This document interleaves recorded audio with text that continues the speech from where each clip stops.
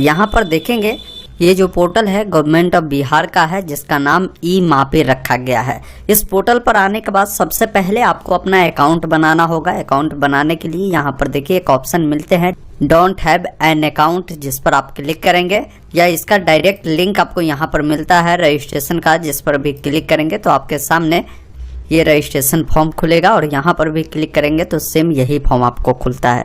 इसमें देखिए भरना क्या है, सबसे पहले आपको पर्सनल जानकारी देनी है, जिसमें सबसे पहले आप अपना नाम बताएंगे, अपना मोबाइल नंबर बताएंगे, ईमेल आईडी अपना बताएंगे और पासवर्ड सेट करना है। पासवर्ड सेट करते समय ध्यान रखेंगे उसमें आपकी ABCD का बड़ा अक्षर, छोटा अक्षर, सिंबल और अंक, इस प्रकार का पासवर्ड आप बनाएं, उसी पासवर्ड को दोबारा डालें। अब यहाँ पर एड्रेस बतानी है तो आपका एड्रेस जो भी होगा आप अपना एड्रेस लिखेंगे, विलेज लिखेंगे, अपना डिस्ट्रिक्ट यहाँ पर बताएंगे, स्टेट बताएंगे, पिन कोड को बताएंगे। एक ऑप्शन मिलेगा रजिस्टर नाउ का, जिस पर क्लिक करेंगे आपके मोबाइल नंबर पर ही OTP आ जाते हैं, जिसमें लिखा रहेगा मोबाइल OTP, तो मोबाइल वाले में डालिएगा, और ईमेल OTP तो ईमेल वाला OTP में यहाँ पर डालिएगा। एक ऑप्शन मिलेगा वैलिडेट नाउ का, जिस पर आपको क्लिक करना है। थोड़ा सा वेट करेंगे, इस प्रकार देखेंगे आपका जो अकाउंट है सफलतापूर्वक क्रिएट हो जाता है। अब आपके सामने यहाँ पर डैशबोर्ड देखने को मिलता है। सबसे पहला काम करना होगा, आप चाहते हैं अपने ज़मीन का मापी करवाना, इसके लिए अप्लाई करना, अमीन बुलवाना, तो सबसे पहले आपको अप्लाई फॉर मापी वाले विकल्प पर आपको क्लिक करना है। यहाँ पर 8 स्टेप में आपका फॉर्म भरे जाते हैं। कैसे कैसे भरना है सभी स्टेप को समझिए। स्टेप 1 में सबसे पहले आपको बताना है कि आपकी जो ज़मीन है वो किस जिला में है, जिसको मापी आप करवाना चाहते हैं उससे चयन करेंगे। आपका अंचल कौन सा है उससे आप यहाँ से चयन करेंगे और प्रोसीड वाले विकल्प पर क्लिक करेंगे। इतना करने के बाद अब आपको हल्का बतानी है तो जो भी आपका हल्का होगा उससे चुनेंगे, जो भी आपका मौजा होगा उसे चुनेंगे, और जो भी आपका भाग वर्तमान संख्या होता है वो बताएंगे और पृष्ठ संख्या बताएंगे। काफ़ी सारे लोगों को भाग वर्तमान पृष्ठ को निकालने में परेशानी होती है, तो इसके लिए हमने इसी वेबसाइट पर आपको एक लिंक दिया है, भाग वर्तमान और पृष्ठ कैसे देखें, जिस लिंक पर आपको क्लिक करना है। यहाँ पर सबसे पहले अपने ज़मीन का जो जिला है, जिस जिला में आपकी ज़मीन है उससे चयन करें, अपना ब्लॉक को चयन करें, प्रोसीड करें। यहाँ से आपको मौजा चुनना है।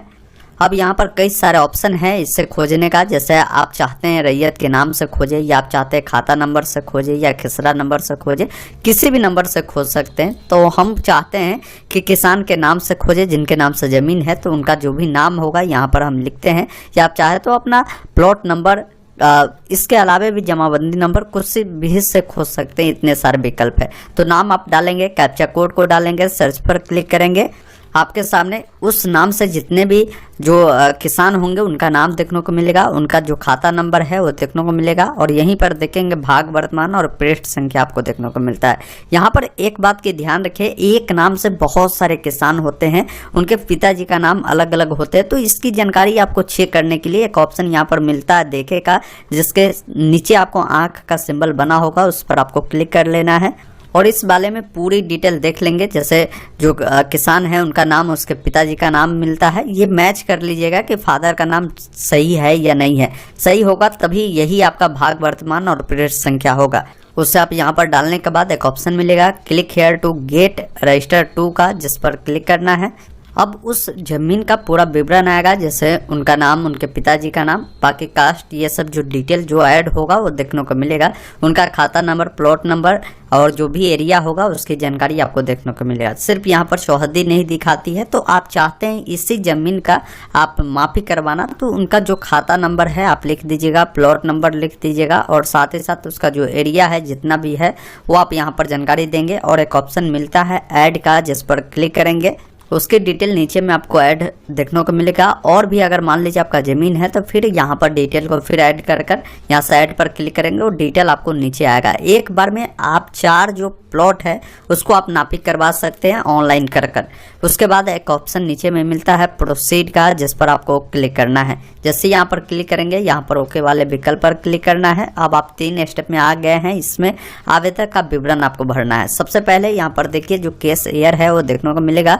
आप अपना पूरा नाम लिखेंगे, साथ ही साथ यहाँ पर रिलेशन के तौर पर किनका नाम देना चाहते हैं, फादर, हस्बैंड या अन्य किसी का, वो भी आप दे सकते हैं। जैसा फादर हमने चुना है तो फादर का नाम डालेंगे, Aadhaar number, email ID, mobile number और अल्टरनेट नंबर है तो उससे भी आप दे सकते हैं। नीचे आपको आना है, वर्तमान एड्रेस आपकी जो भी है, जैसे विलेज, लैंडमार्क का मतलब है कि आपका जो नियर में कोई भी ऐसा हो सकता है जगह जहां मान लीजिए ज़मीन पहुंचता है उससे आपको पता किया जा सके, वैसा डिटेल दे दीजिएगा। Post office, police station, block, district और स्टेट बताना है, पिन कोड आपको बताना है।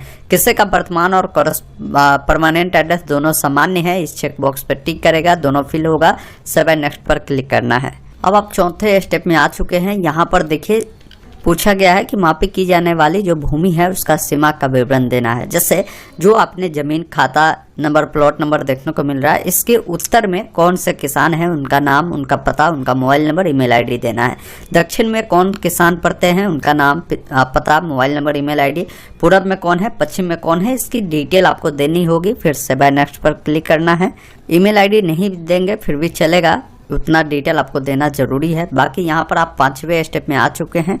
इसमें पूछा गया है कि अन्य आवेदक अगर कोई है या अन्य हिस्सेदार है या कोई ऐसे व्यक्ति है जो मापी की जाने वाली भूमि का जो विवरण है आप उनके साथ साझा करना चाहते हैं तो उनका आप विवरण ऐड कर सकते हैं। उनका नाम, उनका जो भी पता है, मोबाइल नंबर, ईमेल आईडी है, उससे आप दे सकते हैं, ऐड कर सकते हैं। तो यहाँ पर आप चाहे तो कई सारे लोगों को ऐड कर देंगे। अगर आपको इच्छा नहीं है किसी को ऐड करना, आप अपना विवरण भी देकर इसे सेव कर सकते हैं।